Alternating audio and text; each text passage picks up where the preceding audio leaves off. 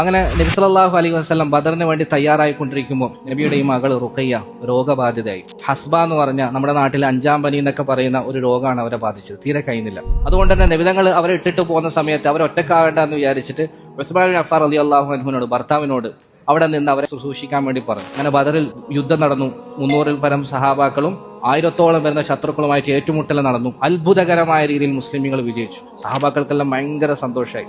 ആ സന്തോഷ വാർത്ത മദീനക്കാരെ അറിയിക്കാൻ വേണ്ടി റസൂൽ അയക്കുന്നത് സെയ്ദ് ബിൻ ഹാരിസയും അബ്ദുല്ലാഹി ബിൻ റവാഹ റളിയല്ലാഹു അൻഹു രണ്ടുപേരാണ്. സെയ്ദ് ബിൻ ഹാരിസ റളിയല്ലാഹു അൻഹു പറയാണ്, ഞാൻ ഈ സന്തോഷ വാർത്തയും കൊണ്ട് മദീനത്തേക്ക് എത്തുമ്പോൾ ഞാൻ കാണുന്ന കാഴ്ച എന്റെ മകൻ ഉസാമയും കൂടെ ഉസ്മാനും ഒക്കെ കൂടിയിട്ട് നബി തങ്ങളുടെ പ്രിയപ്പെട്ട പുത്രിയെ അടക്കം ചെയ്തിട്ട് മണ്ണ് വാരിയിടുന്ന കാഴ്ചയാണ് ഞാൻ കാണുന്നത്.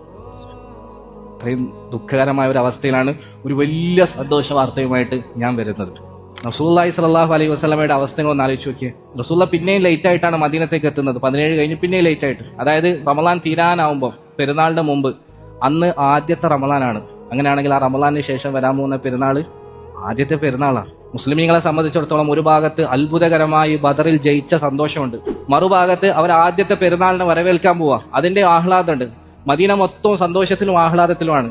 പക്ഷെ മദീനത്തേക്ക് ആ സൈന്യം തിരിച്ചെത്തുമ്പോൾ ഒരാൾ മാത്രം ഭയങ്കര ദുഃഖത്തിലാണ്, ഭയങ്കര വിഷമത്തിലാണ്. അയാൾക്ക് ആ വിഷമം താങ്ങാൻ കഴിയുന്നില്ല. കാരണം അയാളെ കാത്തിരിക്കുന്നത് സ്വന്തം മകളുടെ മരണ വാർത്തയായിരുന്നു. അത് മറ്റാരുമായിരുന്നില്ല, അഷ്റഫുൽ ഖൽക്ക് മുഹമ്മദ് മുസ്തഫ സല്ലല്ലാഹു അലൈഹി വസല്ലം. ചരിത്രത്തിൽ കാണാം, നബി സല്ലല്ലാഹു അലൈഹി വസല്ലം ഈ വിവരം അറിഞ്ഞുടനെ മദീനയിലെത്തി നേരെ ബഖീയിൽ പോയി ഒരുപാട് നേരം അവിടെ നിന്ന് അവർക്ക് വേണ്ടി കരഞ്ഞു ദുആ ചെയ്തു. വെറും 22 വയസ്സായിരുന്നു ആ മകള് മരിക്കുമ്പോൾ ഉണ്ടായിരുന്നത്. അല്ലാഹു സുബ്ഹാനഹു വ തആല നബി സല്ലല്ലാഹു അലൈഹി വസല്ലമയെ ഒരു സന്ദർഭത്തിൽ പോലും മനസ്സറിഞ്ഞ് സന്തോഷിക്കാൻ വേണ്ടി വിട്ടിരുന്നില്ല. എപ്പോഴും ഒന്നിനു പുറകെ ഒന്നായി പ്രതിസന്ധികളും പ്രയാസങ്ങളും ഇങ്ങനെ കൊടുത്തുകൊണ്ടേയിരുന്നു. കാരണം ഇത് ദുനിയാവാണ്. ഇവിടെ സന്തോഷിക്കേണ്ട ഗേഹമല്ല, ആഹ്ലാദിക്കേണ്ട ഭവനമല്ല, റാഹത്ത് റെസ്റ്റ് എടുക്കേണ്ട വീടല്ല ഇത്. മറിച്ചോ ഇവിടെ കഷ്ടപ്പാടും പ്രയാസങ്ങളും ബുദ്ധിമുട്ടുകളും ഒക്കെയാണ് ഉണ്ടാവുക. അത് അള്ളാഹുവിന് ഏറ്റവും ഇഷ്ടപ്പെട്ട നബി സല്ലല്ലാഹു അലൈഹി വസല്ലമക്ക് ഏറ്റവും കൂടുതലായിരുന്നു. അങ്ങനെയാണ് നമ്മുടെ അവസ്ഥ ആലോചിച്ച് നോക്കിയേ.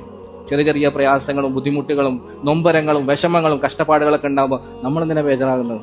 ഇനി നമുക്ക് യാതൊരു ബേജാറും വേണ്ട. എന്ത് പ്രശ്നം വന്നാലും റസൂലുള്ളാഹിന്റെ പ്രശ്നത്തെക്കുറിച്ച് ആലോചിച്ചാൽ മതി, റസൂലുള്ളാഹിന്റെ ബുദ്ധിമുട്ടിനെ കുറിച്ച് നമ്മളൊന്ന് ചിന്തിച്ചാൽ മതി. അതോടുകൂടി നമ്മുടെ പ്രശ്നങ്ങളൊക്കെ ചെറുതായി മാറും.